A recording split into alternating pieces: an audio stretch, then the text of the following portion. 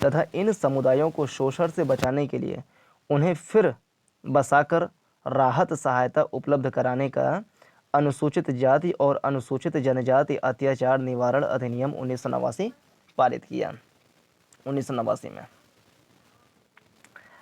स्वाधीनता आंदोलन में जनजातीय स्वतंत्रता सेनानियों के संघर्ष और बलिदान की स्मृति में माने जनजातीय नेता बिरसा मुंडा के जन्म दिवस 15 नवंबर को जनजातीय गौरव दिवस के रूप में मनाने की हाल ही में घोषणा की गई है। कब? 15 नवंबर को। तो 15 नवंबर को हर साल मनाया जाएगा जनजातीय गौरव दिवस। 15 नवंबर जनजातीय गौरव दिवस। और किसके उसमें जन्म दिवस के अवसर पर? तो नेता, जनजातीय नेता बिरसा मुंडा के जन्म दिवस के अवसर पर हर साल 15 नवंबर को मनाया जाएगा जनजातीय गौरव दिवस। फिर अनुसूचित जनजातियों की कल्याण की नीतियां क्या हैं? तो संविधान निर्माताओं ने अनुसूचित जनजाति के अधिकारों की रक्षा के लिए कुछ खास उपाय किए हैं।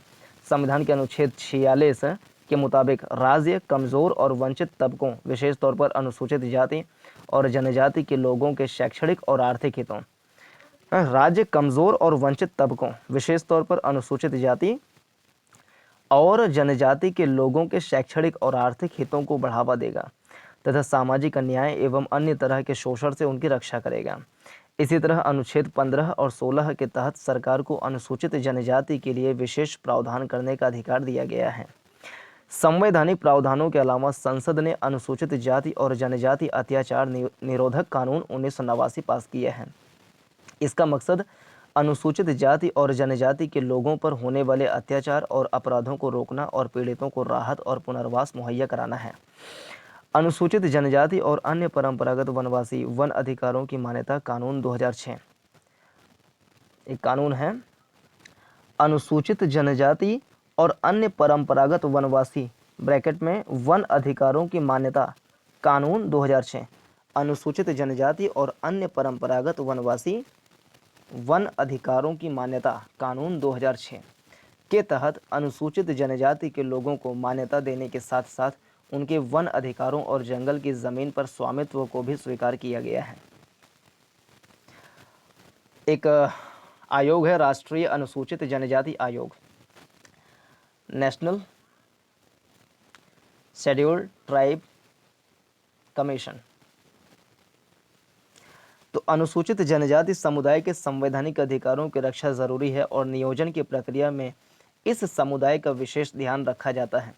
इन अधिकारों की रक्षा के लिए संविधान निर्माताओं ने राष्ट्रीय अनुसूचित जनजाति आयोग बनाया, जो इस समुदाय के अधिकारों के संरक्षक और थिंक टैंक की तरह काम करता है। जनजातीय समुदाय के लोगों के अधिकारों की रक्षा और उनके अधिकारों के लिए अलग अलग संस्थानों की जिम्मेदारी सुनिश्चित करना राष्ट्रीय अनुसूचित जनजाति आयोग की संवैधानिक जिम्मेदारी है। जनजातीय समुदाय के लोगों के अधिकारों की रक्षा और उनके अधिकारों के लिए अलग अलग संस्थानों की जिम्मेदारी सुनिश्चित करना राष्ट्रीय अनुसूचित जनजाति आयोग की संवैधानिक जिम्मेदारी है।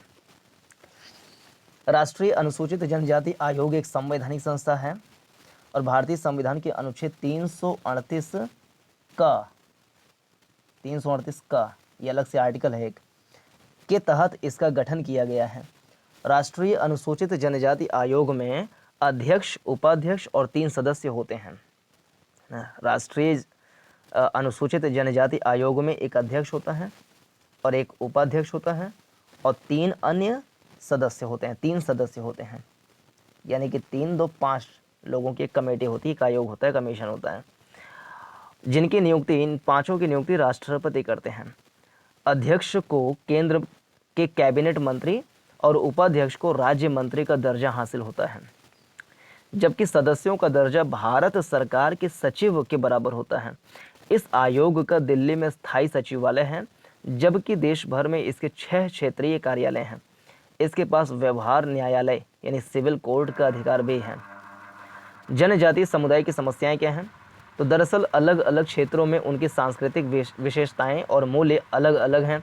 वे जहां भी रहते हैं वहां आर्थिक विकास के साथ पारिस्थितिकीय संतुलन भी सुनिश्चित करते हैं, जिसे आधुनिक दुनिया में सतत विकास के तौर पर जाना जाता है।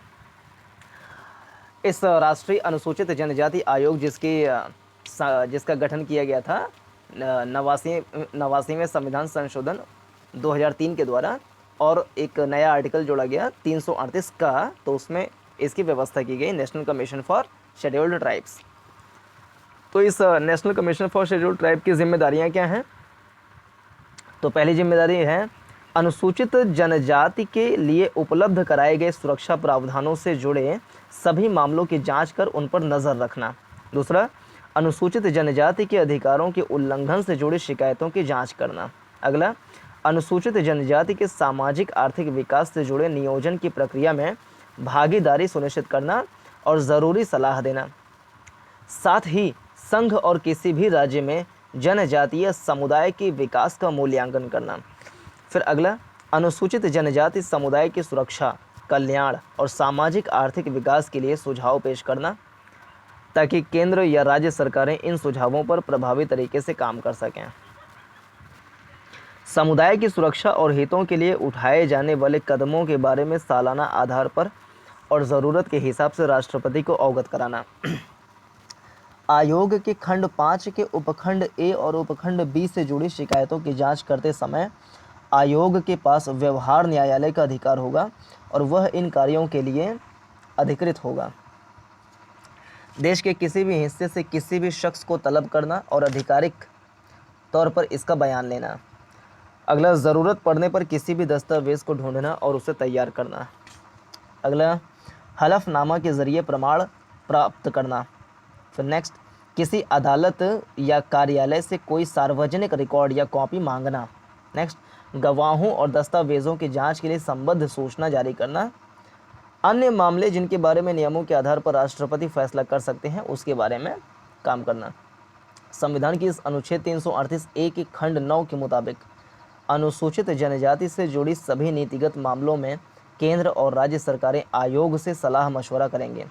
संविधान के अनुच्छेद 338 ए के खंड 9 के मुताबिक अनुसूचित जनजाति से जुड़े सभी नीतिगत मामलों में केंद्र और राज्य सरकारें आयोग से सलाह मशवरा करेंगी। संवैधानिक जिम्मेदारी खंड 9 में राष्ट्रीय अनुसूचित जनजाति आयोग ने नीति कार्यान्वयन और जांच को लेकर 10 क्षेत्रों की पहचान की है। राष्ट्रीय अनुसूचित जनजाति आयोग ने नीति कार्यान्वयन और जांच को लेकर 10 क्षेत्रों की पहचान की है, जिसमें जनजातीय समुदाय से जुड़ी मुख्य चिंताओं को शामिल किया गया है। इन क्षेत्रों में वन अधिकार, खनन से जुड़े मुद्दे, वित्तीय मामले और विकास योजनाओं का कार्यान्वयन, अत्याचार, शिकायत, समावेशन और बहिष्करण, स्वास्थ्य और पोषण, शिक्षा, कानूनी और संवैधानिक मुद्दे एवं कल्याणकारी योजनाओं में अनुसूचित जनजाति से जुड़े पहलू शामिल हैं।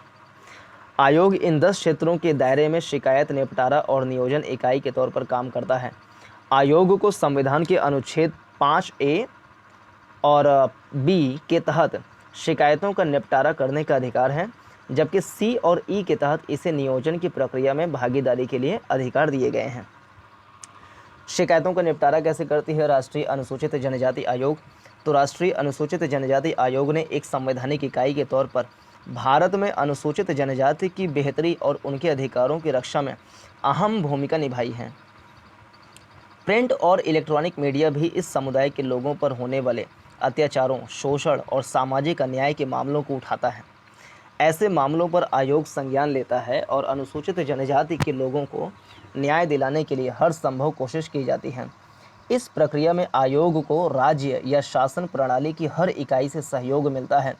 दूर दराज के ज़्यादा से ज़्यादा लोगों तक पहुंचने के लिए आयोग के सदस्य देश के अलग अलग हिस्सों का दौरा करते हैं।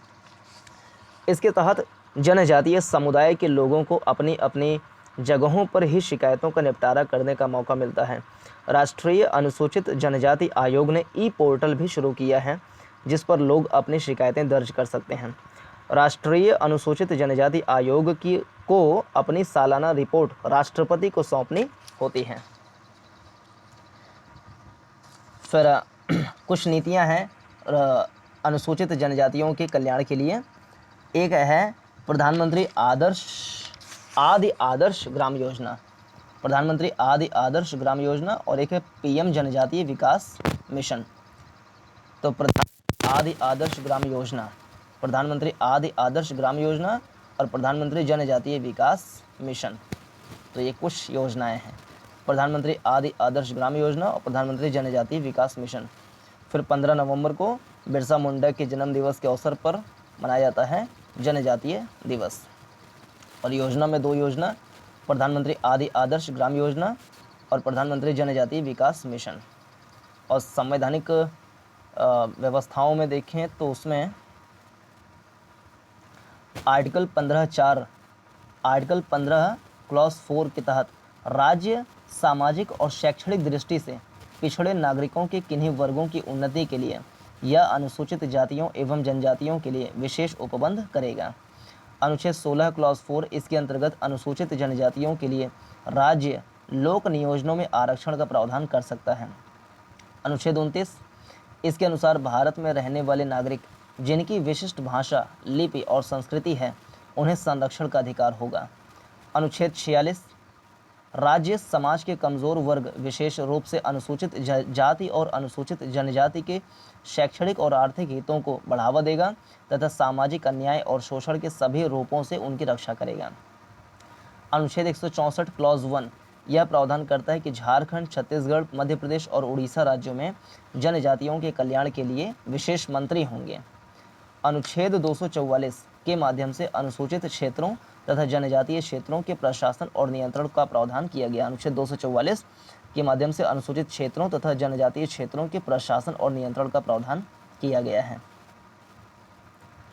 अनुच्छेद 275 संसद को यह अधिकार देता है कि वह वैसे राज्य जो अनुसूचित जनजाति के कल्याण को बढ़ावा देने तथा अनुसूचित क्षेत्रों में प्रशासन के स्तर को ऊपर उठाने के लिए विकास योजनाएं चला रहे हैं उन्हें विशेष अनुदान देना।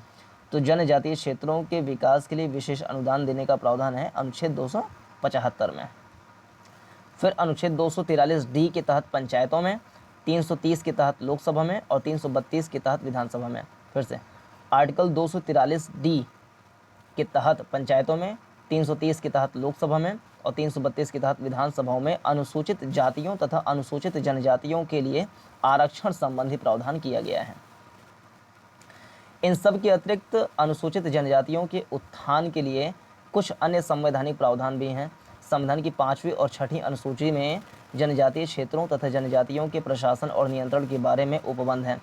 इसके अतिरिक्त 89वें संविधान संशोधन 2003 के द्वारा अनुच्छेद 338(1) जोड़ा गया, जिसके तहत राष्ट्रीय अनुसूचित जनजाति आयोग का गठन किया गया है।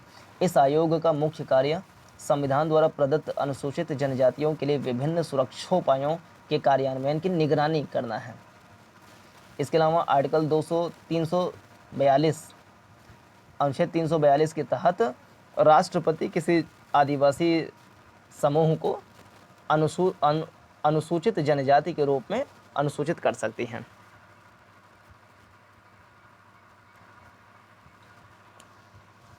निष्कर्षतः हम कह सकते हैं कि भारत के संविधान द्वारा दिए गए अधिकारों के मुताबिक आयोग नियोजन की प्रक्रिया से जोड़ने के लिए प्रतिबद्ध है।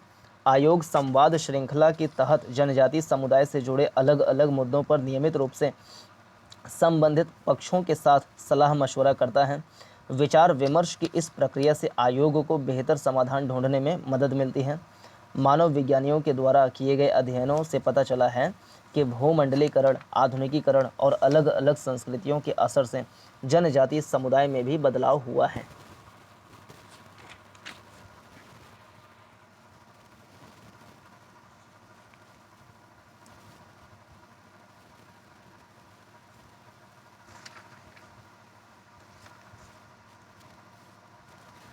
भारत में कुल जनजातीय जनसंख्या की लगभग 12% आबादी पूर्वोत्तर राज्यों में रहती है। मध्य भारतीय राज्यों जहां जनजातीय आबादी अल्पसंख्यक है उसके विपरीत मिजोरम, मेघालय और नागालैंड में जनजातीय समुदाय राज्य की कुल आबादी का 80% से अधिक है। भारत में कुल जनजातीय जनसंख्या की लगभग 12% आबादी पूर्वोत्तर राज्य में रहती है। मध्य भारतीय राज्यों में जनजातीय आबादी संख्या कम है। इसके विपरीत मिजोरम, मेघालय और नागालैंड में जनजातीय समुदाय राज्य की कुल आबादी का 80% है। वास्तव में पूर्वोत्तर क्षेत्र कम से कम 133 अनुसूचित जनजाति समूहों का घर होने के कारण अपनी अलग पहचान रखता है। ये भारत में वर्तमान में पहचाने जाने वाले कुल 659 ऐसे विशिष्ट समूहों में शामिल हैं। हालांकि यह देखा जा सकता है कि त्रिपुरा में जनजातीय आबादी 1951 की 56% से घटकर 2001 में 30% से भी कम हो गई है। अरुणाचल प्रदेश में जनजातीय आबादी 1951 की 90% से घटकर 1991 में 64% से भी कम हो गई है। बोडो असम का एक समतल भूमि जनजाति समुदाय बोडोलैंड कई इलाकों में अल्पसंख्यक बन गया है। पूर्वोत्तर क्षेत्र भारतीय उपमहाद्वीप का पिछड़ा और कम विकसित क्षेत्र बना हुआ है।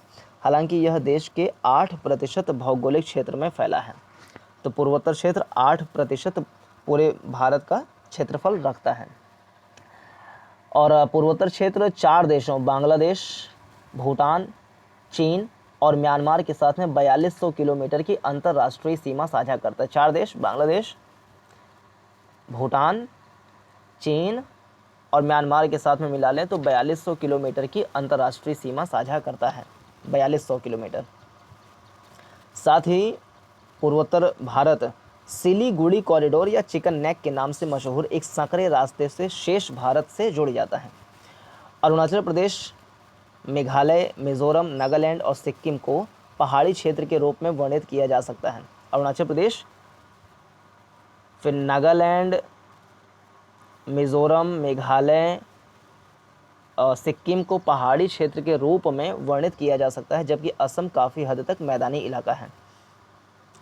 फसलों की उन्नत खेती और कृषि में फसल विविधीकरण की विस्तृत श्रृंखला इस क्षेत्र के इतिहास में नहीं रही है। मानसून धान प्रमुख फसल रही है। वनोत्पाद भोजन और ईंधन के स्रोत रहे हैं। पूर्वोत्तर क्षेत्र में 2 अलग अलग प्रकार की कृषि के तरीके देखे जा सकते हैं। पहला, मैदानी इलाकों या घाटियों और हल्की ढलानों में कृषि और अन्यत्र झूम खेतें। प्रतिबंधों के बावजूद पहाड़ी राज्यों अरुणाचल प्रदेश, मेघालय, मिजोरम और नागालैंड अरुणाचल प्रदेश, मेघालय, मिजोरम और नागालैंड में झूम खेती प्रमुख कृषि पद्धति है। ब्रह्मपुत्र और बराक घाटियों के निचले इलाकों में चावल की 3 कृषि पद्धतियों का पालन किया जाता है, अर्थात साली खेती, आहू खेती और बाओ खेती। इन्हें एक ही वर्ष के विभिन्न मौसमों में अपनाया जाता है, जो बाढ़ क्षेत्र में साल भर की खेती को दर्शाता है। संस्कृति और परंपरा उत्तर पूर्व में तो ऊपर वर्णित प्रत्येक पद्धति की अपनी तकनीक और विधियां हैं। यह पर्यावरण और जलवायु की स्थितियों पर निर्भर करता है, जिसमें किसान का पारंपरिक ज्ञान अगले मौसम के लिए भूमि, बीज, बुआई का समय, रोपाई, कटाई, भंडारण और बीजों के संरक्षण में महत्वपूर्ण भूमिका निभाता है। यह ज्ञान उन्हें उनके पूर्वजों से मौखिक परंपराओं से के माध्यम से प्रेषित किया गया है। इसीलिए उत्तर पूर्व भारत को पारंपरिक ज्ञान प्रणालियों का भंडार माना जा सकता है। सामाजिक सांस्कृतिक समानता, भाषाई आत्मीयता, जातीय संबद्धता और सामान्य क्षेत्र जैसे किसी कारक के आधार पर इन जनजातीय समुदायों को बोरो, खासी, नगा, लुशी, कुकी, अरुणाचली और अन्य जैसे कुछ समूहों के तहत आसानी से रखा जा सकता है। उत्तर पूर्व भारत के जनजातीय समुदायों की अपनी पारंपरिक शासन प्रणाली है। यहाँ मुखियापन प्रचलित है, जबकि अन्य ग्राम परिषद द्वारा शासित होना पसंद करते हैं। हाल ही में उत्तर पूर्व के जनजातीय क्षेत्रों में कुछ परिवर्तन देखे गए हैं।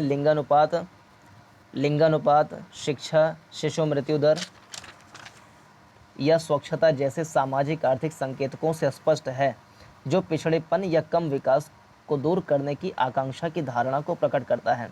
इसके अलावा मानक नमूना सर्वेक्षणों के हालिया आंकड़ों से पता चलता है कि निर्णय लेने में महिलाओं की भागीदारी इस क्षेत्र में दक्षिणी राज्यों की तुलना में भी अधिक थी। 2011 की जनगणना के अनुसार लिंगानुपात मणिपुर में 992 में सबसे अधिक है। मिजोरम में लिंगानुपात 992 सबसे अधिक है। इसके बाद मेघालय 989, मिजोरम 976 और सिक्किम 890 में सबसे कम है। ग्रामीण क्षेत्रों में रहने वाली जनसंख्या का प्रतिशत सबसे अधिक असम में है। असम में 85% जनसंख्या निवास करती है गाँवों में। तो ग्रामीण क्षेत्रों में रहने वाली जनसंख्या का प्रतिशत सबसे अधिक असम में है 85% और सबसे कम मिजोरम में है 48%। शिशु मृत्यु दर असम में 54% है, सबसे अधिक है शिशु मृत्यु दर 54%। इसके बाद मेघालय 47% और मिजोरम 35% का स्थान रहा है। यह मणिपुर में सबसे कम है 10%। और क्षेत्र के समग्र विकास के लिए एक और संकेतक, चाहे वह जिला हो या राज्य, सतत विकास लक्ष्य को दर्शाता है। 2018 से उपलब्ध कराया गया है। नीति आयोग 2018 से सालाना एसडीजी इंडिया इंडेक्स प्रकाशित कर रहा है। तो एसडीजी इंडिया इंडेक्स प्रकाशित करता है नीति आयोग 2018 से। नीति आयोग का तीसरा संस्करण एसडीजी इंडिया इंडेक्स 2020-21 प्रत्येक राज्य और केंद्र शासित प्रदेश के लिए 16 सतत विकास लक्ष्यों पर लक्ष्यवार स्कोर की गणना करता है और लक्ष्य 17 पर गुणात्मक मूल्यांकन 17 मापदंडों को कवर करता है। कुल मिलाकर राज्य और केंद्र शासित प्रदेश के स्कोर 16 सतत विकास लक्ष्यों में इसके प्रदर्शन के आधार पर उपराष्ट्रीय इकाई के समग्र प्रदर्शन को मापने के लिए लक्ष्यवार स्कोर से उत्पन्न होते हैं। ये स्कोर 0 से 100 के बीच होते हैं। राज्यों केंद्र शासित प्रदेशों को उनके स्कोर के आधार पर आकांक्षी स्कोर 0 से 49, निर्वाहक स्कोर 50 से 64, फ्रंट रनर 655 ऐसे करके बांटते हैं।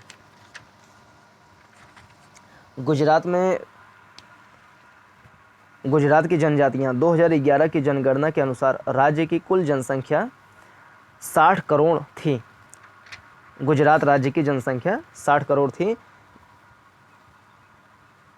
6 करोड़ थी, 604 लाख तो 6 करोड़ थे। 2011 की जनगणना के अनुसार गुजरात राज्य की कुल जनसंख्या 6 करोड़ थी, जिनमें से जनजातीय लोगों की संख्या कुल 89 लाख अर्थात लगभग 15% थे। तो गुजरात में आबादी 60 करोड़ और वहाँ की कुल आबादी का 15% है जनजाति, यानी कि 90 लाख।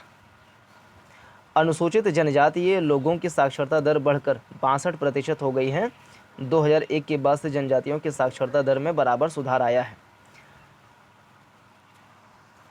गुजरात राज्य की प्रमुख जनजातियां हैं भील, हलपति, राठवा, ढोडिया, नायक नायकड़ा, गमित, कोकना कुकना, वर्ली, चौधरी, धानक, पटेलिया, पोमला, पड़घी, चारण, भारवाड़, रबाड़ी, बरदा, बावचा, गोंड, राजगोंड, कुंभी।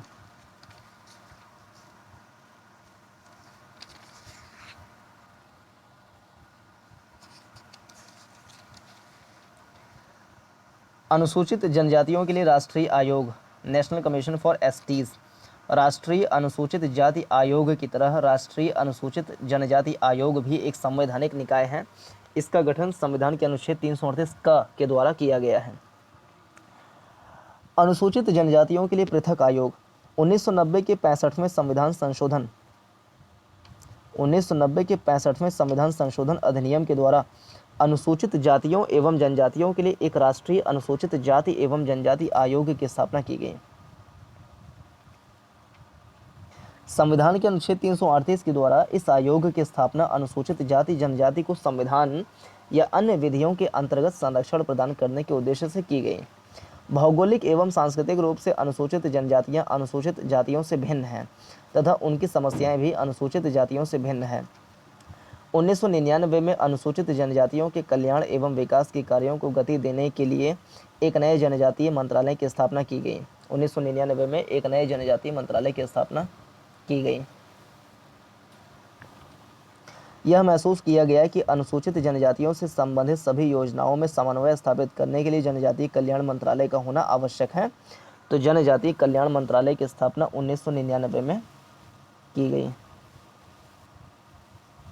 चूंकि सामाजिक न्याय और अधिकारिता मंत्रालय के लिए इस भूमिका को निभाना प्रशासनिक दृष्टि से संभव नहीं था, पहले ये काम करता था सामाजिक न्याय और अधिकारिता मंत्रालय, तो 1999 में सामाजिक न्याय और अधिकारिता मंत्रालय से पृथक करके जनजातीय कल्याण मंत्रालय का गठन किया गया। इस प्रकार अनुसूचित जनजातियों के हितों की अधिक प्रभावी तरीके से रक्षा के लिए यह प्रस्ताव रखा गया कि राष्ट्रीय अनुसूचित जाति आयोग एवं जनजाति आयोग का विभाजन कर दिया जाए तथा दोनों के लिए पृथक पृथक आयोगों की स्थापना की जाए।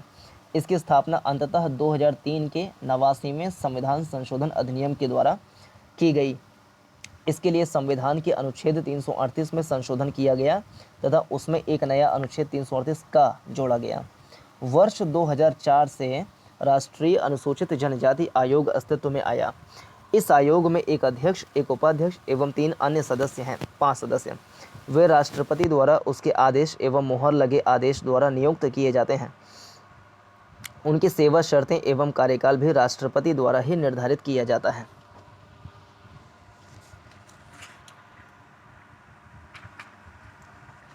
आयोग जो प्रतिवेदन देती है वो राष्ट्रपति को देती है।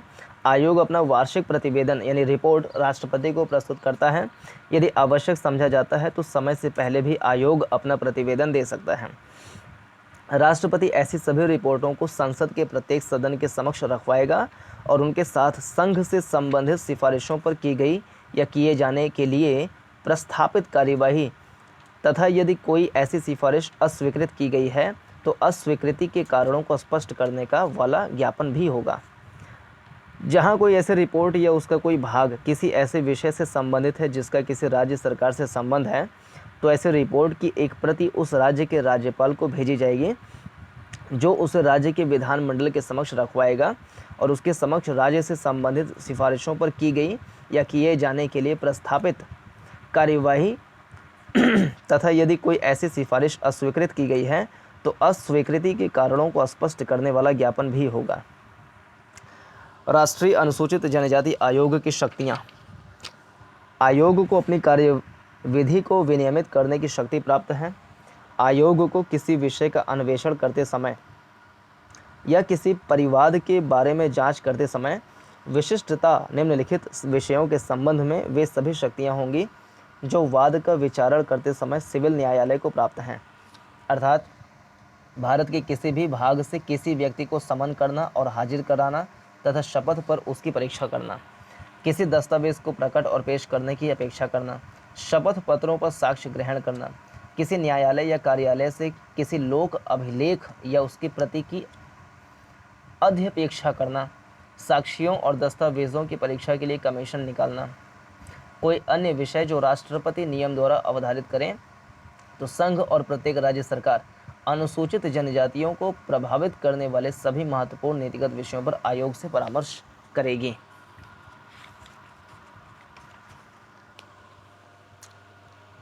तो ये रहा इस प्रश्न पर डिस्कशन। पूरा देखने के लिए धन्यवाद। नमस्कार, जय हिंद।